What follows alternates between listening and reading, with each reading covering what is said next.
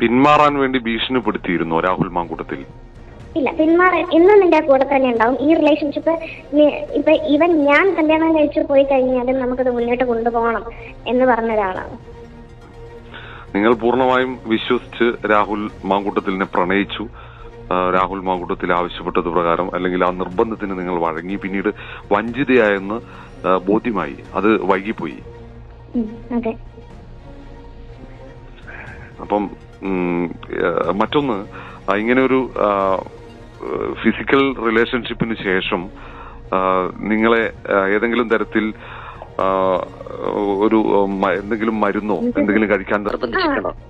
അതെ, ആ ദിവസം പുള്ളിയുടെ കയ്യിൽ മരുന്നുണ്ടായിരുന്നില്ല. പിറ്റേന്ന് എനിക്കത് കൊണ്ടു തരുമായിരുന്നു.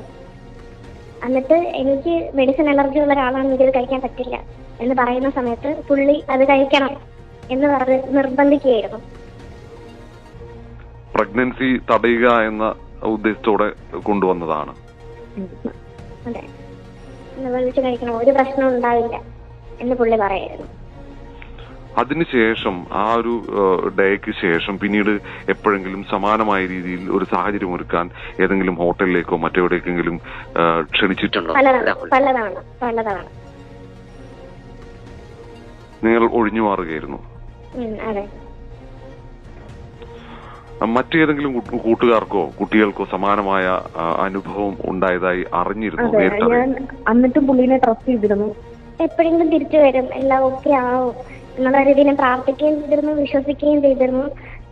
അത് മാത്രമല്ല, എനിക്കൊരു പുള്ളി അതുപോലെ ആയിരുന്നു നമ്മളത് ട്രീറ്റ് ചെയ്യുന്നത്. അതിനുശേഷമാണെന്നുണ്ടെങ്കിൽ എന്നെ അത്രയും അന്ന് ചീത്ത പറഞ്ഞതിന് ശേഷം നീ എന്നോട് ഇങ്ങനെ എന്നെ ഒരുപാട് സ്ട്രെസ് ഔട്ട് ചെയ്തിട്ടല്ലേ ഞാൻ അങ്ങനെ പറഞ്ഞത് എന്നൊക്കെ പറഞ്ഞ് കൂളാക്കി ഒരു രീതിയിൽ നമ്മൾ സംസാരിച്ചിട്ട് എല്ലാം ഓക്കെ ആക്കുന്നൊരു സ്വഭാവമുണ്ട്.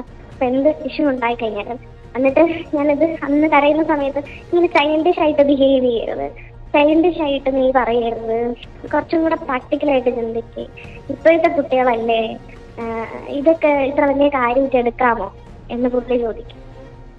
നിങ്ങളിത് പുറത്തു പറയും, ഏതെങ്കിലും തരത്തിൽ പുറത്തു പറയുമെന്ന് രാഹുലിനോട് പറഞ്ഞിരുന്നു. ആ സമയത്ത് ഏതെങ്കിലും തരത്തിലുള്ള പ്രതികരണം എങ്ങനെയാണ് രാഹുൽ പ്രതികരിച്ചത്?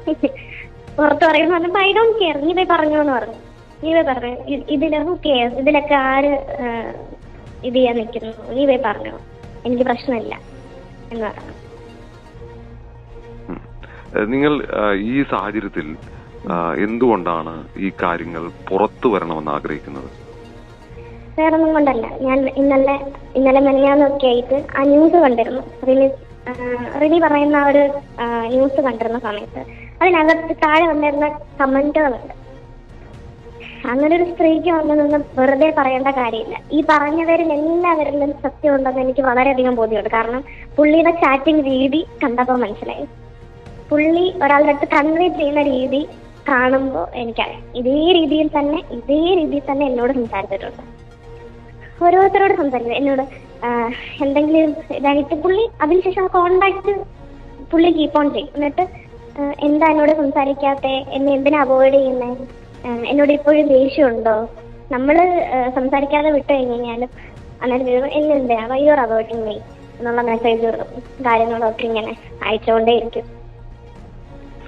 അന്ന് രാഹുൽ മാങ്കൂട്ടത്തിൽ യൂത്ത് കോൺഗ്രസിന്റെ സംസ്ഥാന അധ്യക്ഷനായിരുന്നു?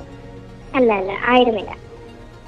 അധ്യക്ഷ സ്ഥാനം വരുന്നത് അതിനുശേഷമാണ്. ഇനി മറ്റൊരു പെൺകുട്ടിയും ഇതുപോലെ ഒരു ചീറ്റിംഗിൽ അകപ്പെടാൻ പാടില്ല എന്നതുകൊണ്ടാണോ താങ്കൾ ഇത് വെളിപ്പെടുത്തുന്നത്? അതെ, എന്റെ സീനിയേഴ്സ് അതിനുശേഷം കുറെ നാളുകൾക്ക് ശേഷമാണ് എന്റെ ഒരു സീനിയറിന് ഇതേ രീതിയിൽ അനുഭവം ഉണ്ടായിട്ടുണ്ടെന്നും അപ്പം പുള്ളിക്കാരി സംസാരിക്കുന്ന ഒരു വോയിസ്, ഇയാളെ പറ്റി സംസാരിക്കുന്ന ഒരു വോയിസ് ഞാൻ കേൾക്കാനിടയുണ്ടായി. അത് നമ്മളിടയിൽ ഈ പാർട്ടിയുടെ കാര്യം പറഞ്ഞിട്ട്, ഞാൻ ഒരു പാർട്ടിയിലും പ്രവർത്തിക്കുന്ന ആളല്ല. അപ്പോൾ പാർട്ടിയുടെ കാര്യം പറഞ്ഞിട്ട് ഇങ്ങനെ ജസ്റ്റ് ഒരാളുടെ ഫ്രണ്ട്സ് ഒക്കെ ഇരുന്നപ്പോൾ ഒരു ടോക്ക് വന്നു. അപ്പം അന്നേരം പുള്ളിക്കാരത്തി ഒരു ഫ്രണ്ടിൻ്റെ അടുത്ത് സംസാരിച്ചത് പുള്ളിക്കാരത്തി ആ ഫ്രണ്ടല്ലേ അവൻ എന്നെ കേൾപ്പിക്കായിരുന്നു. അപ്പം അത് കേട്ടപ്പോഴാണ് ഞാൻ ഞെട്ടിപ്പോയത്. സെയിം എനിക്കുണ്ടായിട്ടുള്ള അതേ ഇൻസിഡന്റ് ആണ് അവിടെ നടന്നിട്ടുള്ളത്.